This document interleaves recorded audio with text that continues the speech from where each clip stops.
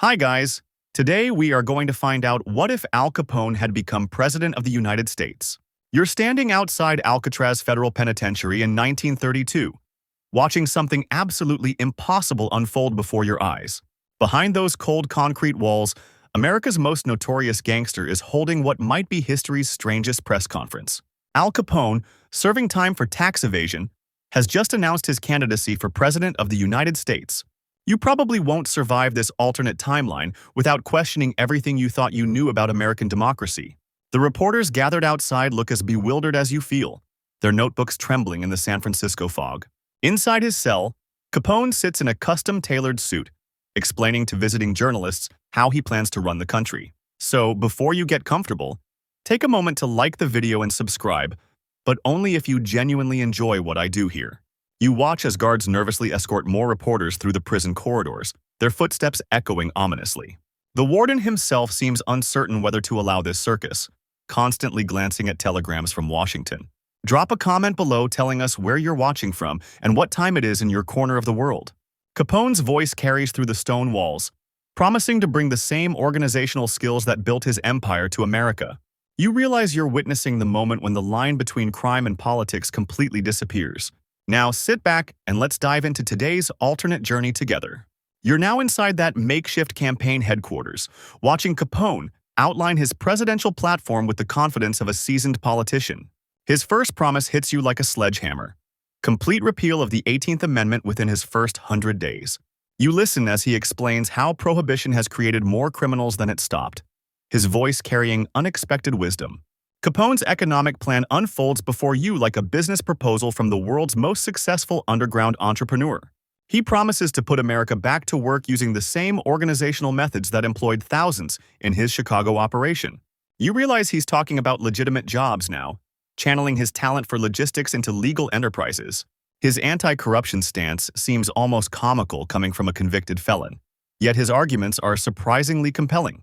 You watch as he promises to eliminate government waste with the efficiency of someone who's run a multi-million-dollar operation. Capone's foreign policy centers on treating international relations like business negotiations rather than diplomatic theater. He vows to end the economic depression by applying street-smart business sense to national economic policy. You see reporters frantically scribbling notes as he details plans for infrastructure projects that would dwarf any previous administration. His campaign slogan emerges: honest work, honest pay, honest government. Irony so thick you could cut it with a knife. You witness the birth of populist politics as Capone promises to represent the forgotten working class against elite corruption. The man who built an empire on illegal alcohol now proposes to rebuild America on legitimate enterprise and practical governance. You're now following Capone's campaign caravan as it rolls across Depression-era America, unlike anything politics has ever seen. His campaign rallies take place in speakeasies, warehouse districts, and working-class neighborhoods that traditional politicians ignore. You watch as his security detail, former Chicago outfit members, scan crowds with the professionalism of seasoned bodyguards. Capone's speeches sound more like board meetings than political rhetoric, filled with practical solutions and street-smart observations. You notice how he connects with audiences by speaking their language, dropping political correctness for brutal honesty about economic realities. His campaign stops include soup kitchens where he serves food personally, rolling up his sleeves alongside unemployed workers. You observe traditional politicians scrambling to respond to this unconventional candidate who operates by completely different rules. The press follows his every move, simultaneously horrified and fascinated by America's most notorious criminal seeking its highest office. You see him addressing crowds of farmers, factory workers, and small business owners with the confidence of someone who understands their struggles. His campaign promises sound like business proposals: specific timelines, measurable outcomes, and personal accountability for results. You watch as he demonstrates his organizational skills by running the most efficient campaign operation anyone has ever witnessed. Traditional campaign headquarters are replaced by former speakeasy locations, complete with hidden rooms and multiple escape routes. You notice how his supporters include an unusual coalition of working-class Americans who appreciate his direct approach to problem-solving. The campaign trail becomes a spectacle as curious crowds gather just to see if America's most famous gangster can actually pull this off. You're standing in a crowded election night headquarters, watching returns come in that defy every political prediction in American history. The early results show Capone performing surprisingly well in industrial cities, where his message of economic pragmatism resonates. You observe election officials double-checking vote counts, unable to believe what they're witnessing across the nation. Traditional political establishments watch in horror as their carefully constructed campaigns crumble against Capone's populist appeal. You see the Democratic and Republican parties frantically calling emergency meetings, completely unprepared for this unprecedented scenario. Radio broadcasters struggle to maintain professional composure while reporting that America's most famous criminal is winning electoral votes. You witness the moment when it becomes clear that Capone has secured enough swing states to claim victory. His acceptance speech comes from the same prison cell where his campaign began, surrounded by guards and reporters. You watch as he promises to transition from prisoner to president with the same determination that built his criminal empire. Foreign newspapers scramble to explain to their readers how America elected a convicted felon as commander-in-chief. You observe Wall Street's panicked reaction as markets struggle to process the implications of a gangster presidency. Constitutional scholars debate whether a convicted criminal can legally assume the presidency, creating immediate legal challenges. You see Capone's supporters celebrating in speakeasies and working-class neighborhoods across America, toasting their unlikely champion. The election night ends with America facing its most unconventional transition of power in the nation's history. You're witnessing the most controversial inauguration in American history as Capone prepares to take the presidential oath. The ceremony takes place under unprecedented security, with former bootleggers standing alongside Secret Service agents. You watch as Chief Justice Hughes reluctantly administers the oath to a man he helped convict just years earlier. Capone's inaugural address shocks the nation by focusing on unity, economic recovery, and surprisingly eloquent calls for national healing. You observe his cabinet appointments as he names former associates to key positions, transforming Chicago mobsters into federal officials. His choice for Treasury Secretary is his former accountant, promising to bring the same attention to detail that evaded federal prosecutors. You see the Attorney General position filled by someone who understands criminal law from an entirely different perspective.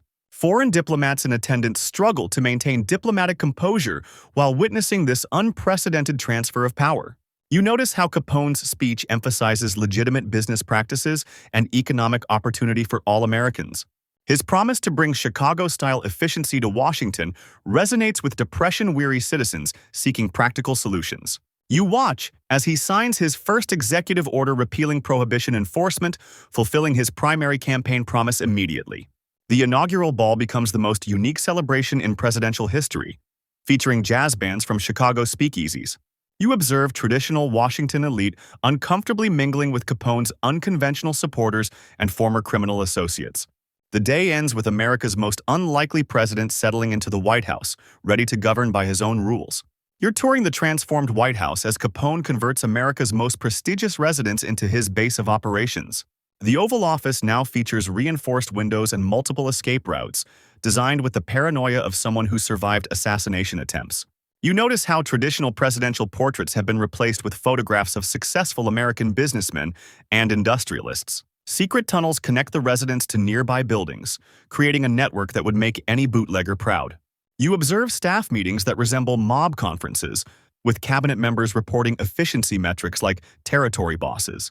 The White House kitchen operates like a speakeasy, serving the finest illegal liquor to foreign dignitaries and domestic guests. You watch as Capone installs his own communication system, ensuring all conversations remain private from federal surveillance. Presidential security adopts Chicago outfit protocols, with bodyguards who understand protection through intimidation rather than diplomacy. You see how visitor access operates through a system of vouchers and references, treating the White House like an exclusive club. State dinners become legendary affairs featuring entertainment from Chicago's finest jazz musicians and former speakeasy performers. You notice the president's daily routine includes morning briefings delivered with the same urgency as territorial reports. Foreign ambassadors must adapt to scheduling meetings through intermediaries who operate like diplomatic enforcers. You observe how the Lincoln bedroom has been converted into a private office for conducting the most sensitive presidential business. The transformation complete, you realize the White House now operates with the efficiency of America's most successful criminal organization. You're witnessing foreign diplomacy transformed as international ambassadors navigate negotiations conducted like territorial disputes between crime families. The British ambassador arrives for trade discussions only to find himself in what resembles a sit-down between rival organizations. You watch as Capone treats international treaties like business contracts, demanding specific terms and measurable benefits for America. Foreign ministers discover that traditional diplomatic protocol has been replaced by Chicago-style directness and brutal honesty about national interests.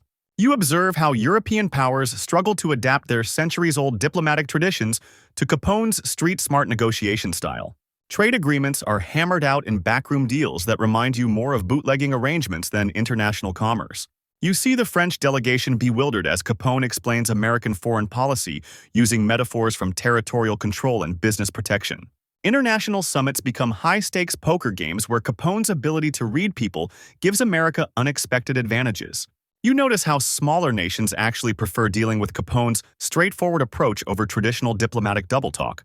The Soviet Union finds itself outmaneuvered by someone who understands power dynamics better than their own political theorists. You watch as Capone establishes personal relationships with world leaders through shared meals and honest conversations about mutual benefits. Foreign intelligence services struggle to infiltrate an administration that operates with the security consciousness of a criminal organization. You observe how international crises are resolved through direct communication rather than months of bureaucratic posturing. World leaders gradually realize that Capone's America might be more predictable and reliable than any previous administration. You're observing how Capone's unconventional understanding of underground economics surprisingly revitalizes America's legitimate business sector. His experience managing complex distribution networks translates perfectly to coordinating national infrastructure projects across multiple states. You watch as unemployment plummets because Capone approaches job creation like recruiting for a large-scale operation.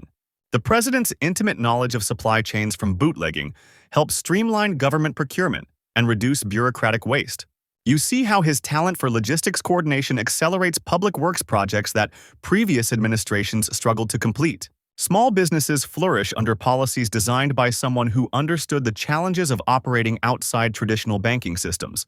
You observe Capone applying territorial management principles to organize federal agencies with unprecedented efficiency and accountability.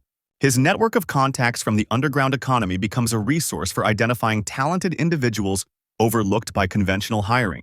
You watch as he eliminates redundant government departments using the same ruthless efficiency that streamlined his criminal operations. Economic recovery accelerates because Capone's administration operates with the urgency and practicality of a business facing competition. You notice how his understanding of cash flow and profit margins translates into more effective management of federal budgets. Trade policies reflect the negotiation skills of someone who built successful partnerships in hostile environments. You see manufacturing jobs return as Capone treats American industry like territory that must be protected and developed. The economic turnaround surprises critics who underestimated how criminal organizational skills could benefit legitimate governance. You're witnessing the ultimate paradox, as America's most notorious criminal becomes its chief law enforcement officer. The FBI finds itself reporting to someone who spent years evading their investigations with superior intelligence and organizational skills. You watch as Capone restructures federal law enforcement using his intimate knowledge of how criminals actually operate and think. Police departments across the country receive training from someone who understands both sides of the law enforcement equation. You observe how crime rates plummet because criminals face an adversary who knows every trick, scheme, and loophole they might attempt. Federal prosecutors find themselves learning courtroom strategy from someone who survived their best efforts to convict him. You see the irony as Capone's administration becomes the most effective anti-corruption force in American political history. Prison reform accelerates under a president who understands the system from personal experience and genuine empathy for inmates. You notice how organized crime syndicates struggle against law enforcement led by their former peer who knows their methods intimately. Drug trafficking faces unprecedented pressure from someone who built his empire understanding supply chain vulnerabilities. You watch as white-collar crime investigations become more successful under leadership that recognizes sophisticated financial schemes. The justice system operates with new efficiency because Capone eliminates bureaucratic obstacles that previously hindered prosecutions. You observe how America's most unlikely president becomes its most effective crime fighter through applied criminal expertise. Law enforcement agencies discover that fighting crime requires understanding it from the perspective of those who mastered it. You're reflecting on how Capone's presidency permanently transformed American politics and redefined the very concept of political corruption. His administration proved that traditional political establishments had been less efficient than organized crime syndicates at delivering results. You observe how future presidential candidates must now demonstrate practical management experience rather than just political credentials. The line between legitimate business and political influence becomes permanently blurred in ways that reshape campaign finance forever. You watch as political parties adapt by recruiting candidates with real-world operational experience instead of career politicians. Congressional investigations reveal that Capone's administration actually reduced corruption by applying business efficiency standards to government. You notice how international relations permanently shift toward more direct, results-oriented negotiations rather than diplomatic theater. American voters develop new expectations for presidential leadership based on measurable outcomes rather than inspiring rhetoric. You see how Capone's legacy influences decades of political reform focused on accountability and practical governance. The presidency itself evolves into a more business-like operation where performance metrics determine success or failure. You observe how his approach to problem-solving becomes the template for addressing complex national challenges. Political historians struggle to categorize an administration that simultaneously represented the worst and best aspects of American pragmatism. You witness how the Capone presidency becomes a turning point where American democracy embraces practical effectiveness over ideological purity. The transformation complete, you realize that sometimes it takes an outsider to show insiders how their own system should actually work. As you step back from this incredible journey through an alternate timeline, the implications begin to settle in your mind. You've witnessed how someone society labeled as its greatest criminal became, paradoxically, one of its most effective leaders. The story forces you to question everything you thought you knew about leadership, legitimacy, and the nature of political power. Perhaps most unsettling is how Capone's fictional presidency exposed the inefficiencies and hypocrisies of traditional American politics. You realize this alternate history reveals uncomfortable truths about what Americans actually value: results over rhetoric, efficiency over ideology. The boundary between criminal and politician proved far thinner than anyone wanted to admit in Depression-era America. Capone's success stemmed from treating governance like business management rather than political theater, delivering tangible improvements to citizens' lives. This imaginary presidency challenges us to reconsider our assumptions about who deserves power and why we grant it to them. The most disturbing aspect might be how plausible this scenario feels, given America's historical appetite for unconventional leaders. In the end, you're left wondering whether Al Capone's America would have been so different from the one we actually got. What fascinates you most about this alternate timeline? The efficiency of criminal organization applied to governance, or the revelation that traditional politics might be more corrupt than organized crime?